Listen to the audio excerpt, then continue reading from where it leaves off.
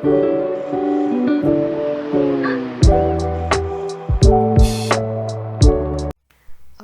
bismillahirrahmanirrahim. Assalamualaikum warahmatullahi wabarakatuh.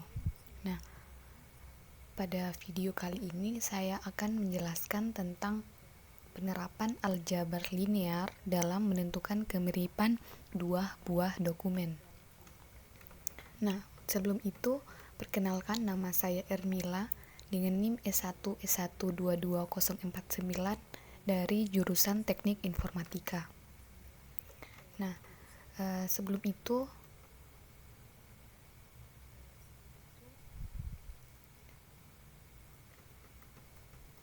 di sini saya akan menjelaskan sedikit latar belakangnya.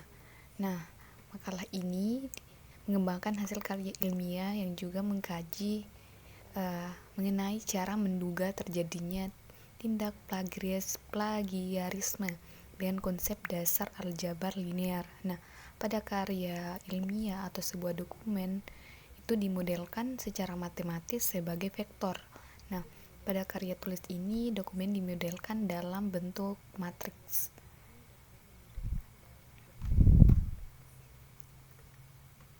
Oke, untuk rumusan masalahnya yaitu bagaimana metode vector space model dan matriks dalam mengukur adanya kemiripan dua buah dokumen.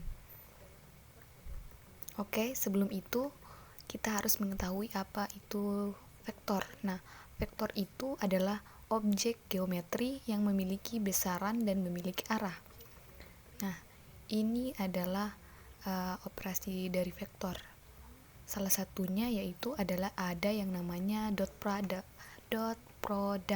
atau hasil kali titik. Nah, hasil kali titik ini akan menghasilkan besaran skalar, misalnya A dan B berada pada vektor ruang yang sama, maka hasil kali titiknya didefinisikan sebagai berikut. Ini adalah contohnya. Dan selanjutnya, sini saya akan menjelaskan tentang metode yang digunakan. Nah, metode yang digunakan yaitu metode vector space model. Nah, vector space model ini merupakan sebuah pendekatan natural yang berbasis pada vektor dari setiap kata dalam satu dimensi spasial. Nah, dokumen itu dipandang sebagai sebuah vektor yang memiliki besaran dan arah.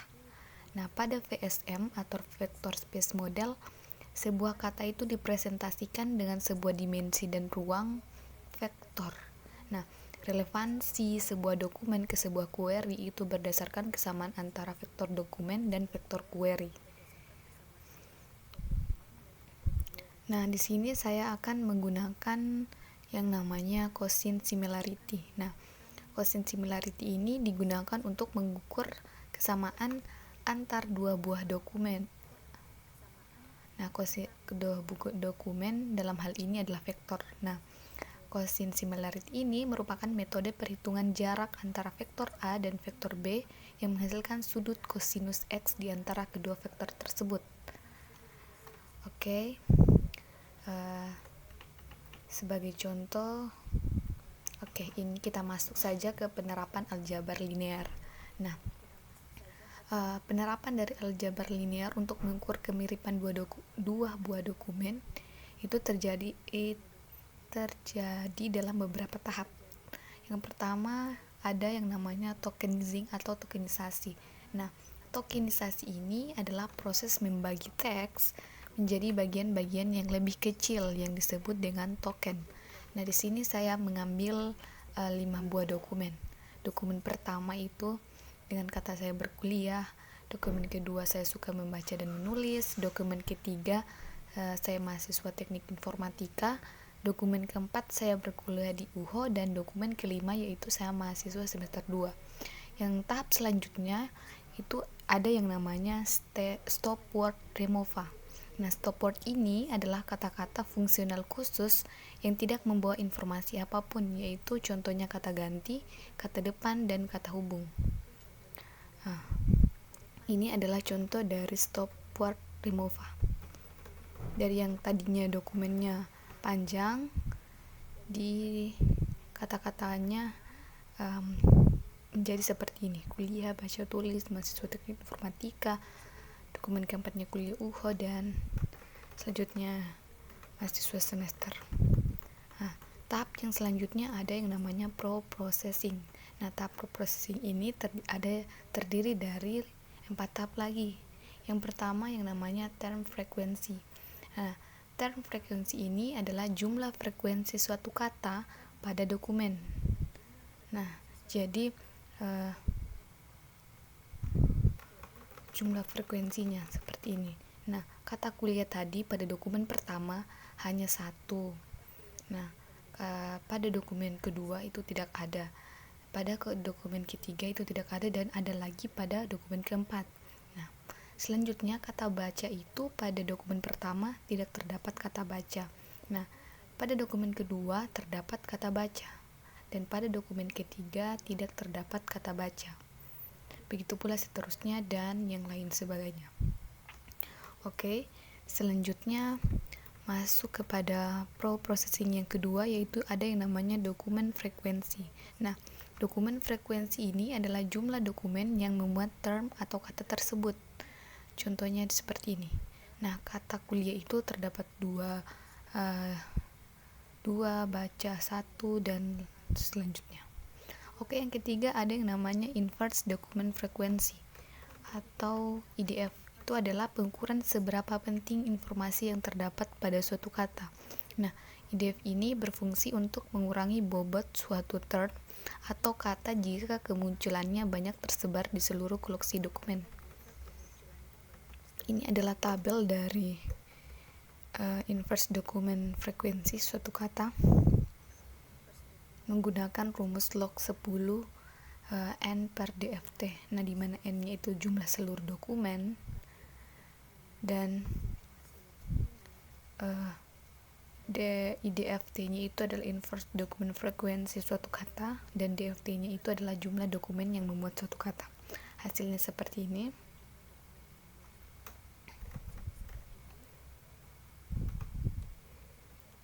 Selanjutnya yang terakhir ada yang namanya term frequency inverse document frequency atau TF-IDF. Nah, TF-IDF ini adalah sebuah perhitungan statistik yang bertujuan untuk menggambarkan seberapa penting sebuah kata terhadap sebuah koleksi dokumen. Nah, TF-IDF ini sering digunakan sebagai pembobotan dalam information retrieval atau IR dan text mining. Ini adalah rumus yang digunakan TF-IDF. Nah, hasil dari pembobotan nilai dapat dilihat sebagai berikut.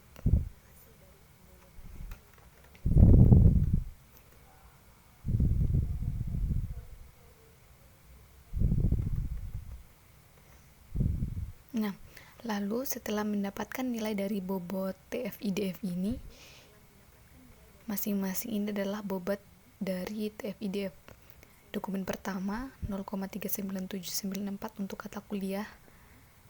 Oke, dan selanjutnya. Nah, ini akan dihitung menggunakan dot product, dan selanjutnya juga dihitung menggunakan quotient similarity untuk melihat derajat kemiripan antar dokumen teks.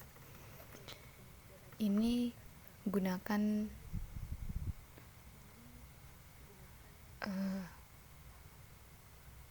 dot product dan quotient similarity. Untuk dokumen pertama, akar dari 0,39794 derajat tambah 0 kuadrat tambah 0 kuadrat tambah 0 kuadrat dan seterusnya, hasilnya adalah 0,39794. Begitu juga dengan dokumen 2, dokumen 3, dokumen 4, dan dokumen 5. Nah, untuk query-nya ini sebagai berikut. Oke, nah berdasarkan hasil di atas itu dapat dihitung quotient similarity-nya. Nah, rumus dari quotient similarity itu adalah query kali dokumen per query kali dokumen. Hasil akhirnya seperti ini, dan dari situ dengan menghitung quotient similarity kita dapat menyimpulkan sebagai berikut. Untuk dokumen satunya itu hasilnya 0,70779, dokumen 2-nya 0, dokumen 3-nya 0,264056, dokumen 4 dan 5-nya 0,3949834. Nah, dari sini kita bisa tahu rankingnya.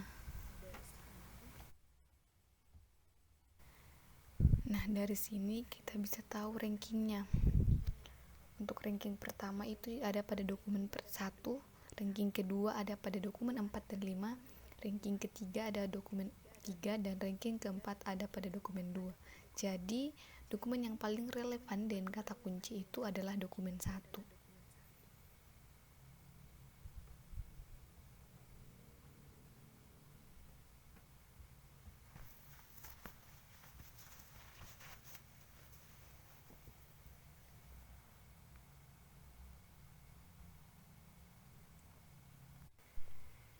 Oke.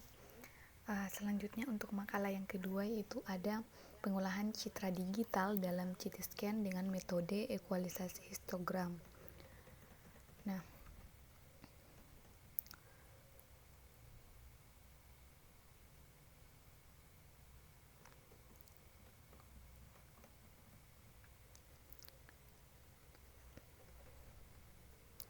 untuk saya bahas sedikit tentang latar belakangnya. Nah, teknologi informasi di bidang kesehatan atau kedokteran komputer juga telah memperlihatkan peran yang sangat signifikan untuk menolong jiwa manusia. Nah, komputer itu digunakan untuk mendiagnosis penyakit, menemukan obat yang tepat, serta menganalisis organ tubuh manusia bagian dalam yang sulit dilihat. Nah, dalam dunia pendidikan, khususnya dalam dunia informatika, terdapat pula ilmu pengolahan citra digital yang merupakan aplikasi-aplikasi yang dapat membantu dalam menangani segala bidang dalam kehidupan manusia. Nah, teknologi yang digunakan itu adalah teknologi informasi berupa CT scan yang berguna untuk menggambarkan struktur bagian otak dan mengambil gambar seluruh organ tubuh yang tidak bergerak dengan menggunakan sinar X. Nah, oke. Untuk lebih lanjutnya, di sini adalah pengertian citra digital. Nah, citra digital itu secara harfiah adalah gambar pada bidang dwimatra atau 2 dimensi. Nah, citra digital itu sendiri diartikan sebagai suatu fungsi 2 dimensi berukuran M baris dan N kolom, sedangkan X dan Y-nya adalah posisi koordinat spesial dan amplitude di titik koordinat XY yang dinamakan intensitas atau tingkat keabuan dari citra pada titik tersebut.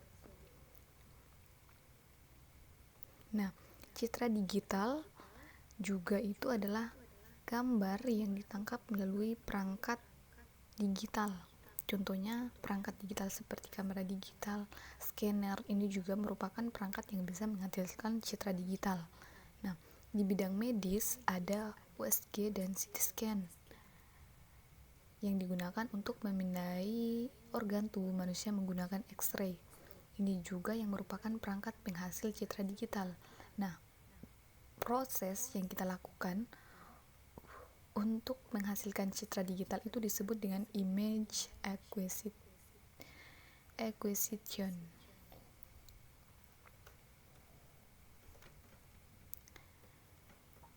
Oke, CT scan itu adalah computerized tomography scanner.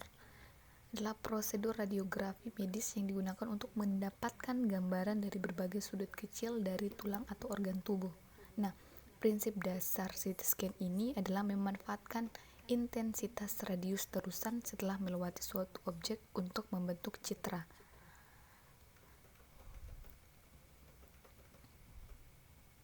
Nah, sebuah citra CT scan itu dapat diketahui kualitasnya melalui sebuah histogram. Nah, histogram citra adalah grafik yang menggambarkan penyebaran nilai-nilai intensitas piksel suatu citra atau bagian tertentu atas citra. Nah, citra medis itu pada umumnya mempunyai histogram yang cenderung berada di sekitar dark level pada aras keabuan, sehingga pemanfaatan pengolahan citra digital itu dirasa perlu dioptimalkan lagi. Nah, di sini saya menggunakan histogram ekualisasi. Histogram ekualisasi itu adalah grafik yang menggambarkan penyebaran nilai intensitas piksel yang berfungsi untuk mengetahui bahwa citra itu dikatakan gelap atau terang.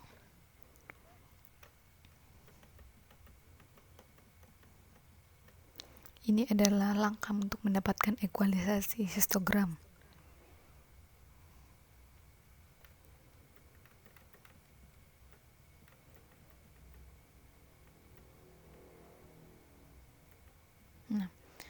Lanjut ke pengolahan citra digital dalam CT scan. Nah, pengolahan citra atau image processing itu merupakan bidang yang berkembang pesat dan banyak diterapkan pada ilmu-ilmu murni dan teknik.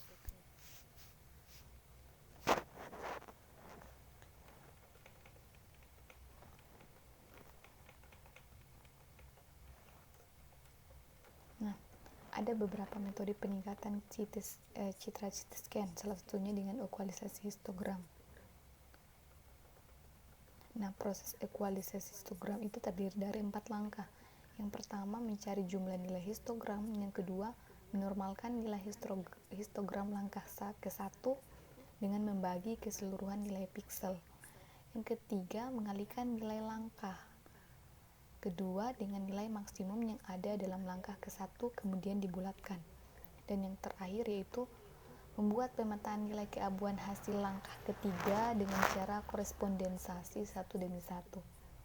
Nah, sebuah citra CT scan itu dapat diketahui kualitasnya melalui sebuah histogram. Ini gambar 2.1 ini menunjukkan contoh citra digital CT scan dengan histogramnya.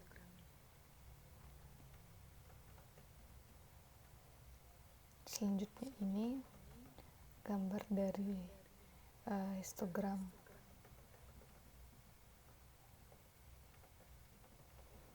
Ini adalah gambar dari ekualisasi histogram citra digital scan yang berbeda.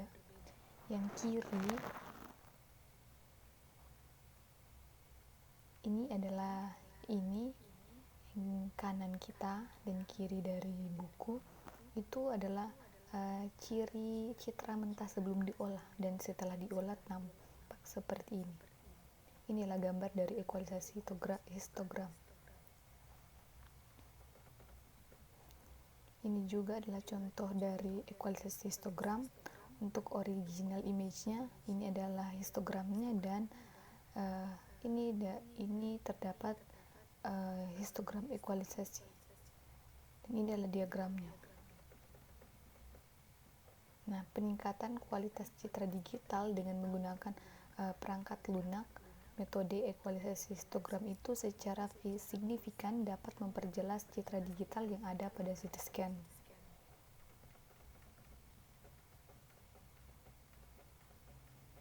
Nah, dalam bidang pengolahan citra digital itu terkadang perlu dilakukan yang namanya pre-processing, yang merupakan proses perbaikan kualitas citra dengan tujuan untuk memudahkan manusia atau komputer untuk mempresentasikan citra.